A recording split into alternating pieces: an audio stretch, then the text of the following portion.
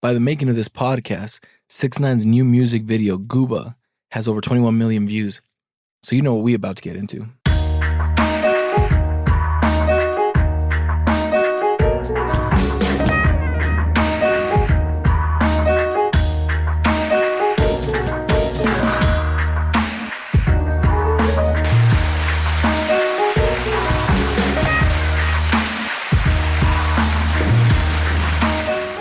All right, y'all, Culture Punch Podcast. You already know what it is. Let's get into the topic. 6ix9ine.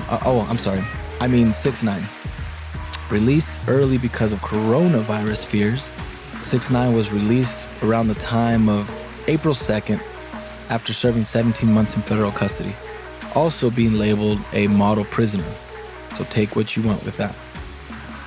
After being released, he had teased he would be dropping a video today, Friday, May 8th, 2020. He did just that. Another way to say it. Over 21 million views as of the making of this podcast, with 2.1 million likes and only 142,000 dislikes. Safe to say the community and fans don't really care that 6ix9ine was a snitch. I will say that he is smart, though. I will give him that. The reason why I say that is not only did most of us assume he was going to just pick up where he left off and make music again, but the fact that he was smart enough to say, all right, fam, look, I'm going to drop a high energy, I don't give a what club hit, knowing that would probably be enough to get people to listen and support his music again, which, the video kind of speaks for itself. He might not be liked by the music industry, and he probably won't get a feature from anyone big that, at least that we know of, for, I'd say a while. I don't know. But I can see how, I can see he doesn't care. He's living his best life. While he was in federal custody, he signed a $10 million record deal. I don't know if you guys knew that. But he signed a $10 million record deal while he was in prison. And he wasted no time flossing some of that $10 million. And that's from his IG Live, and I'll get into that after we discuss the music video. But right off the bat, we see this big-ass shark, which I think is going to be, like his new thing. I don't know. Then we see some big booty women dressed in all sorts of Skittle assorted colors. It's like 6ix9ine themed. He got some new tattoos on his face. I'm not sure if that was in prison or when he got out, but he's rocking some roses on the side of his face now. Anyway, you get the normal 6ix9ine sound until about a minute 2 into the video. Then he attempts to switch it up by speeding up his flow and flipping between English and Spanish. Ugh. Yo, my dude, the flow is trash. And the cadence is trash.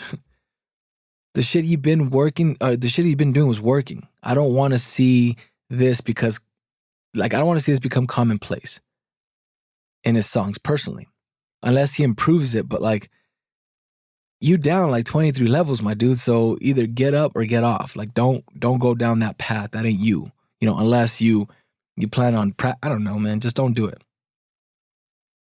I will say this. He got a yellow suit on in the video with a rainbow thing on his back. And that low-key was fire to me. I don't know. You guys check it out. Let me know what you guys think. He has this part, though, that I love because it's retro him. It's he's a troll and he's talking shit. That's what he does. But this is what he says. He says, Assalamu alaikum, you big hater. You nothing but a hater. Clout chaser. You're mad I'm back? Big mad. He's mad. She's mad. Big sad. Haha. Don't care. Stay mad. Aha. So more laughing. I probably didn't do that part justice. But I'm going to break down why I love this, okay? So, first of all, 6ix9ine got famous because he's part of the new wave of rappers that focuses on trolling more than they do on their music. Let's be honest. I don't think that's just my opinion. I think if you look at people we grew up with Nas and Jay-Z and Eminem and those guys, there's rap to them, there's flow, there's street to them. this new wave is more about, I guess, club hits and things like that, which that's not old, but, that is the new wave that we're seeing. Mumble rap is what they call them. But with that in mind, we've been knowing that he's trolling. Like, let's be real. We've been knowing that. That's how he got famous. So to not expect him to troll the first opportunity he got when he got out is dumb. All right. And in the part of the song that I mentioned, is all, it's pretty much all a middle finger to the past, present, and future haters of him and his brand. Then he goes on to animate, this is my favorite part. Then he goes on to animate a rat head on his body while he's laughing. Like at the end of the verse, like, yo, shouts out DJ Ghost. DJ Ghost said this, and I couldn't agree more. He said, once you make fun of yourself, there's nothing nobody else can say about you. With 6ix, putting that rat head on him is like the ultimate, I know what I did. I don't give a you know what I'm getting at. So anything people say at this point is shit we knew, was going to be said about him, and it's nothing new, at least not to people who followed him. He'd been trolling.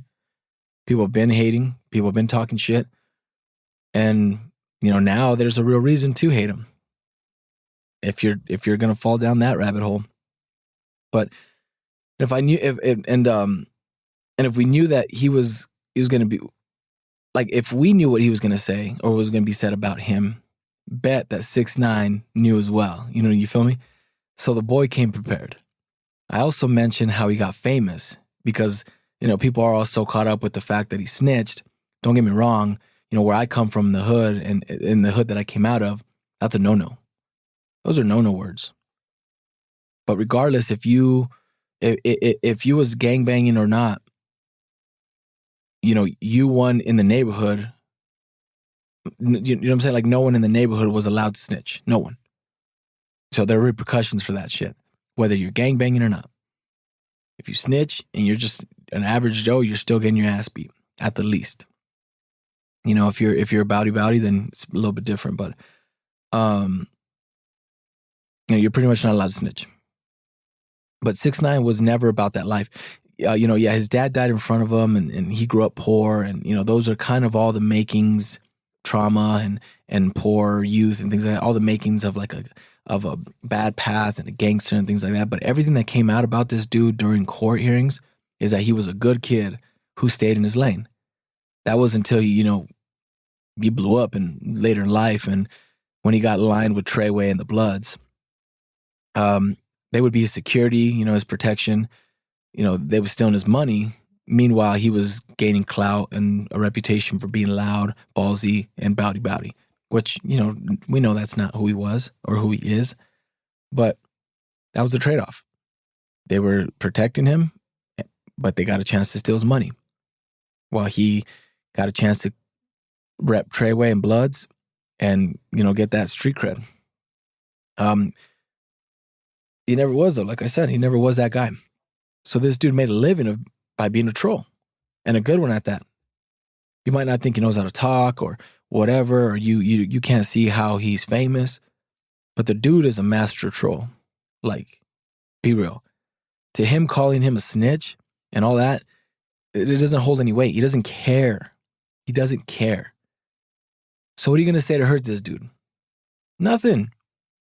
That's why he put it out in the open.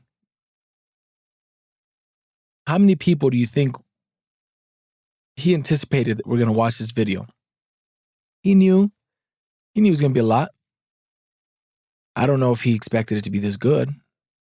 Like I said, 21 million in 11 hours. But he knew people were going to be watching, and he still made fun of himself in the video. And I think it's one of those things like DJ Go said.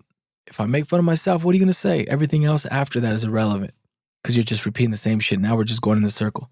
Come up with something new. You know what I mean? Because he admitted it to himself in his video. And when people talk shit to him about it, he's going to hit him with some more trolling.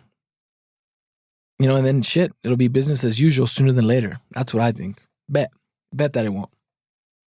Trippie Redd might try to, hit him with the snitch label again, but I bet he'd be the only one who's not going to let that go, at least in the short while, That's his biggest like beef rival. So you know he's going to immediately come out.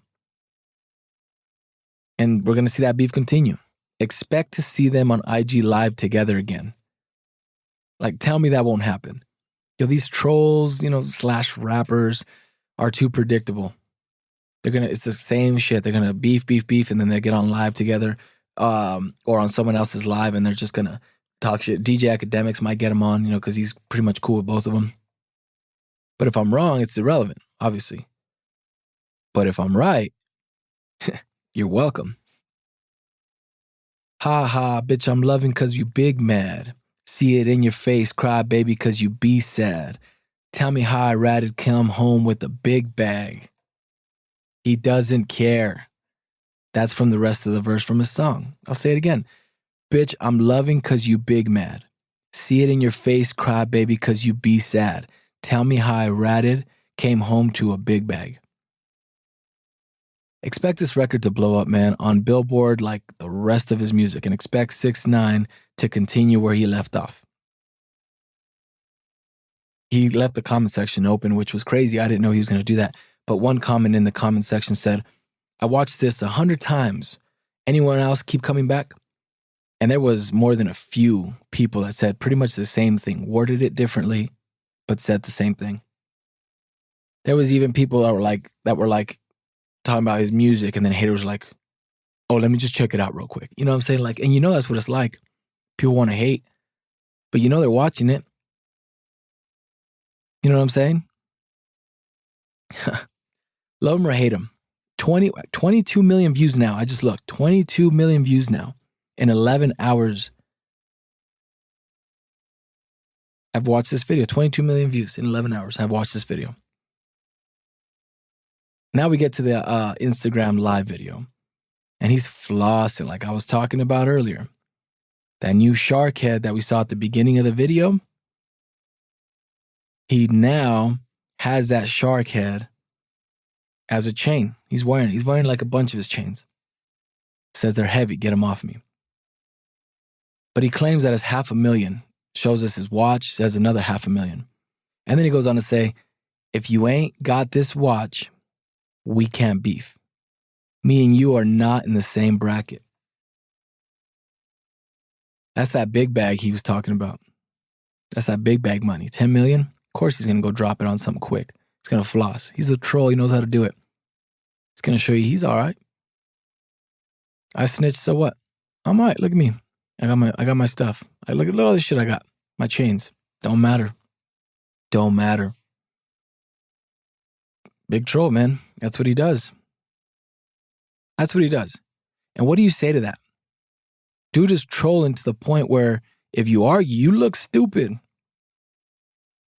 You look stupid with your broke ass. The way he's laying it out. Then the dude is blasting Cops' Bad Boys song in the background while dancing. Like that's how he kicks off the video. He's got this trolling shit down to a science, my dude. I'm telling you. 1.9 million people were watching that shit live. Crazy. In the video, he says he's living legend. He's a living legend that he's a living legend at the age of 24 because he cooperated with the federal government and came back, and we could never do that. Now, this is the part. Let me tell you something. This is the part where I'm gonna stray away from your little path. I'm gonna tell you this, kid. If you a legend, it's because you're infamous, not famous. Big difference. Get that straight. Your actions have made you infamous. Like freaking serial killers. Serial killers become infamous. The stories do. So you didn't become famous because you snitched, bro. You ain't a legend because you snitched. You're infamous because of that action. So if you want to label yourself a legend, make sure you word that properly. Don't get it twisted. And we can't beef with you because we ain't in the same bracket. There you go again, telling people to check your gangster. Because best believe the old heads are going to come and some of them artists and some of the artists his age are going to go in as well. Telling you, man, just wait, bro. Old heads will be mad that the video did 22 million in 11 hours. Especially because he's still claiming the crown for New York. He still says he's the king. So you know those old heads going to be mad at that. I could think of Fat Joe and 50 right off the bat. Casanova, he was beefing with and they were cool, but Casanova's a thug. I bet you he ain't cool with him no more. And then them young dudes, you know, like he shouted out, he shouted out, I think he shouted out Trey, Drake, and Bad Bunny. Because he knows that they're hating on him. He don't care. Those are just kind of some younger people, but he knows that they're going to go in as well. Not just the old heads, but they're going to go in as well. Bro, clout chasing is a thing. 22 million in 11 hours, you're going to be the hottest thing that people are talking about right now. Especially because you're claiming that crown. But towards the end of the video, he of his live, he apologizes to the fans and says it wasn't worth it. You know, so he's not apologizing to everyone. He's apologizing strictly to his fans. But then he acknowledges that and this is what he says, if there's a street code and you're supposed to be loyal, I get it. I'm sorry. But where was the loyalty on them dudes when you was sleeping with my baby moms? Where was the loyalty when you was trying to kidnap my moms? Caught on wiretap trying to kill me? And where was the loyalty when you were stealing millions from me? Who broke loyalty first? Which, yo, facts? You feel me? Like, this is true. We heard the wiretap. We know he got kidnapped. This is the first time I'm hearing that they tried to kidnap his moms. But we know they were going in on his girl. We know they were trying to kill him. That's why the feds pulled him in. And we know they were stealing millions from him. So, like, real talk, like, who broke loyalty first? What would you do? And in the video, he says that. He says, like, you understand, but you don't want to understand. Because, meaning, we have, you know the facts. You know what these dudes did to me to prove my actions. So you should get it, but you don't want to get it. Then he says, you don't fight fire with fire. I get that. And then apologize for that. But then he continues to say what I was just saying. Is that you understand, but you don't want to understand. Which, again, I don't know how you guys feel about that, but we knew this was going to be topic. We knew this was going to come up. But to hear it from him is crazy. Like, the dude didn't skip a beat. Like, he truly believes that shit. He's like, I did nothing wrong. And he even says, I did nothing wrong. But going back to it, there's where my issue with him snitching later. Again, my upbringing, that was a no-no. That was a no-no. You don't put everybody that did you dirty like that in jail after something crazy. But again, he wasn't about that life. So rules don't apply to him. What was done is done. Anyway, follow us on Twitter, culture_punch, Instagram, Facebook at Culture Punch Podcast. Let us know what you think about his new song, Gooba Gaga, and him now that he's out. Go check out the IG live video and let us know if you agree or disagree. As always, thanks for listening. Keep culture alive. All right, peace.